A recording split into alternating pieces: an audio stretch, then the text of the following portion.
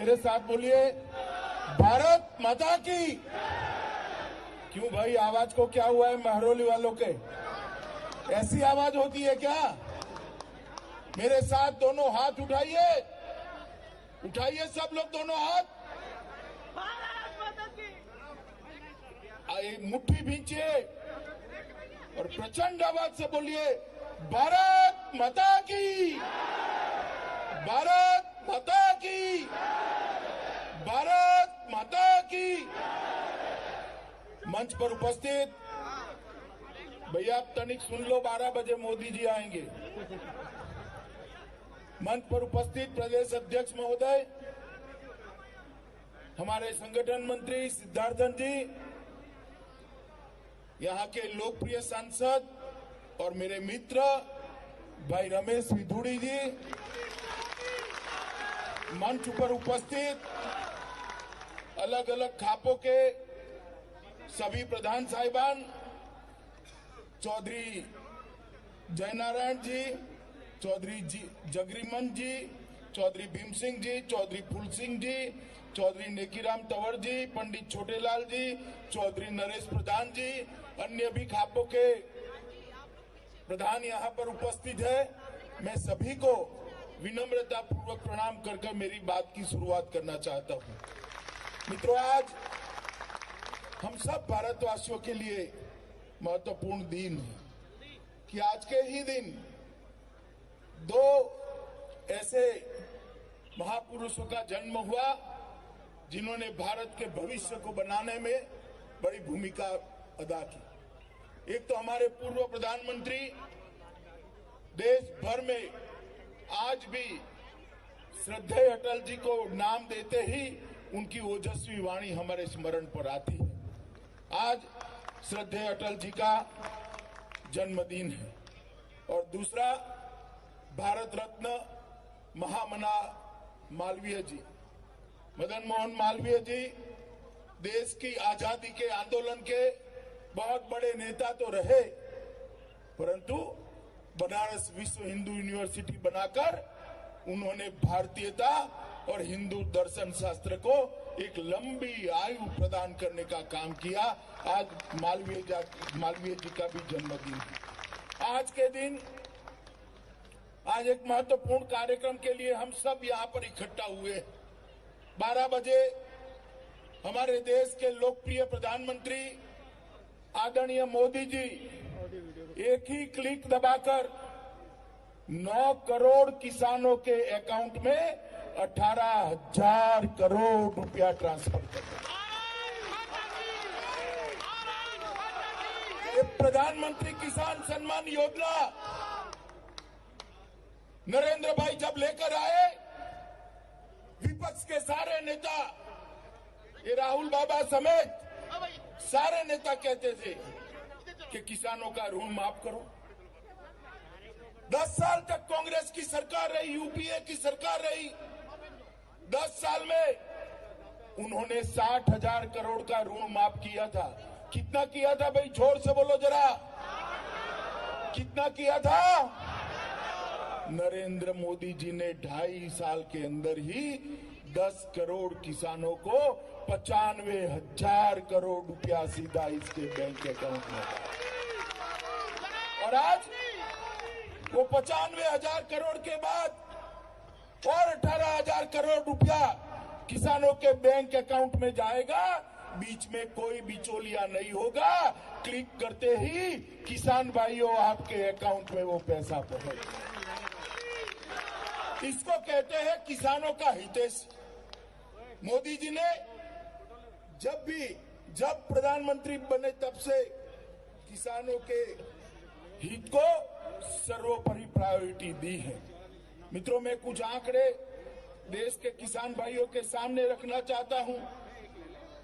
नरेंद्र मोदी जी प्रधानमंत्री बने उसके पहले 2013-14 में खाद्यान्न का उत्पादन 265 मिलियन टन था और आज वो उत्पादन बढ़कर 296 मिलियन टन पहुंचाने का श्रेय हमारे किसान भाइयों को जाता है। और किसान हित की बात करने वाले राहुल गांधी जब आपकी सरकार थी, शरद पवार जी जब आप कृषि मंत्री थे, 2013 में 13-14 में किसानों के लिए कितना बजट देते थे? 2013-14 में जब यूपीए की सरकार थी, कांग्रेस की सरकार थी, सोनिया मनमोहन की सरकार थी, तब किसानों का बजट था 21,933 करोड़ रुपया। 21,900 करोड़ रुपया। कितना था भाई बोलो? सिर्फ 21,900 करोड़ रुपया। अभी मोदी जी ने बजट दिया, अंतिम बजट में 21,900 करोड़ से बढ़ाकर 1,34,399 करोड़। अरे हमारा हिसाब मांग रहा, उल्टा चोर कुटवाल को डांटे। अरे भाई, आप किसानों को सिर्फ 21,000 करोड़ रुपया देते थे, मोदी जी ने इतने कम समय में 21,000 करोड़ में बढ़ोतरी करते करते करते करते 1,34,400 करोड़ रुपया तक पहुंचा है। मित्रों, एमएसपी की बात करते हैं। मैं आज किसान भाइयों को, देश भर के किसान भाइयों को कहना चाहता हूं, विपक्ष के नेताओं के पास कोई मुद्दा नहीं, एक कोरा झूठ फैला रहे हैं कि एमएसपी बंद होने वाली है। प्रधानमंत्री ने स्पष्ट कर दिया है, आज मैं फिर से स्पष्ट करना चाहता हूं किसानों के सामने, एमएसपी थी, है और हमेशा के लिए रहने वाली। और कम से कम यूपीए वालों को एमएसपी के लिए बोलने का अधिकार नहीं है।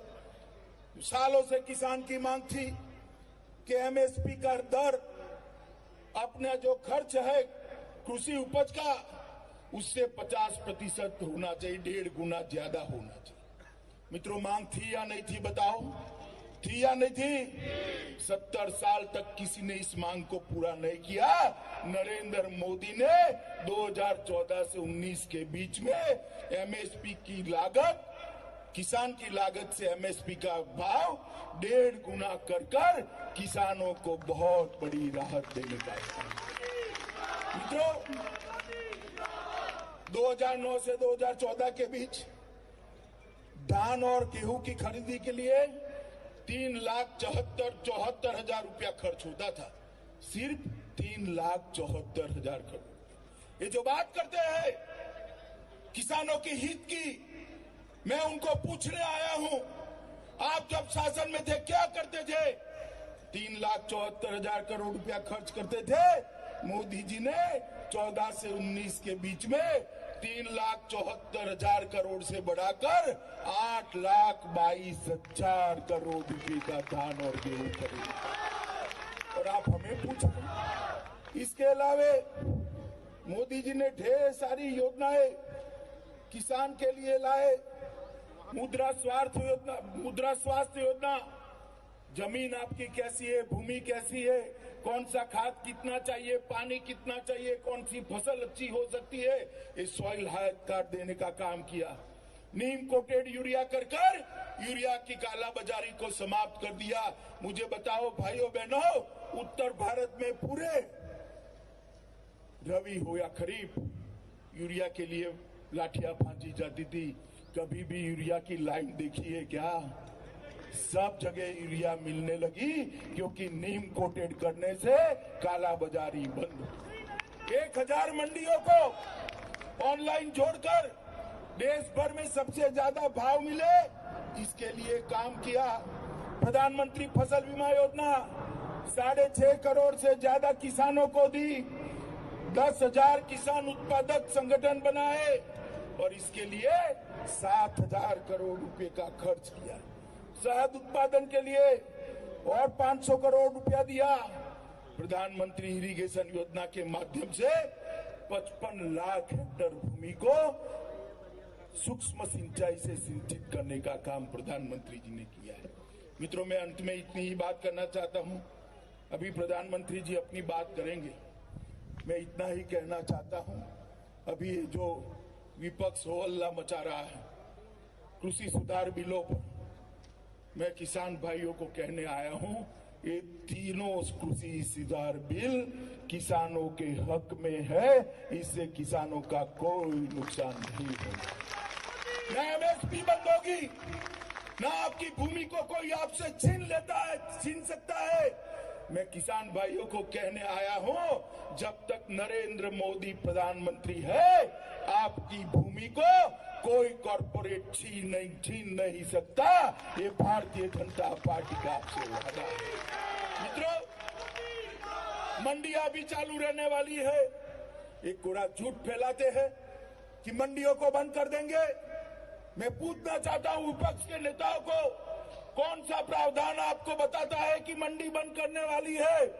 अरे हिम्मत है तो आ जाओ, मैं रमेश सुजुड़ू को चर्चा के लिए भेज दूंगा, वो बता देगा कि मंडियां बंद नहीं। मित्रों, कोरा झूठ फैलाएगा। ये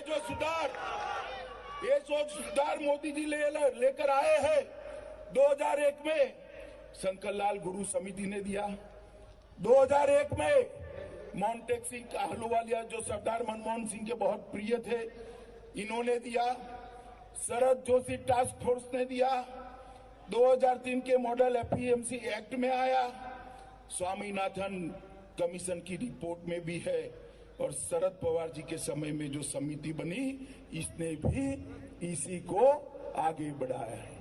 महाराष्ट्र के अंदर ये प्राइवेट मार्केट शरद पवार जी ने कब के कर दिए, और अबे रुदालियों की तरह रोना शुरू किया है, क्योंकि देश की जनता ने उनको निकाल दिया है। देश की जनता ने अपने दिल में से उनको निकालकर नरेंद्र मोदी को, तो किसानों के नाम पर ये जो कोहराम देश में मचा है, कुछ जगह पे मचा है, देश भर के किसान शान से फोन कर हमारे कृषि मंत्री नरेंद्र सिंह जी का समय लेकर मिलने जाते हैं, और ये तीनों अध्यादेशों को, तीनों कानूनों को अपना समर्थन देते हैं, क्योंकि जानते हैं कि किसानों के हित में। फिर भी अगर किसान संगठनों को लगता है, विपक्ष की बात छोड़ दो, उनका तो राजनीतिक स्वार्थ होता है, मगर किसान संगठनों को लगता है कि कानूनों के एक प्रावधान से किसान का भला नहीं होता है, तो सरकार खुले मन से इनके साथ चर्चा करने के लिए तैयार है। आप आइए, कानूनों का प्रावधान लेकर आइए, उस पर बहस करिए।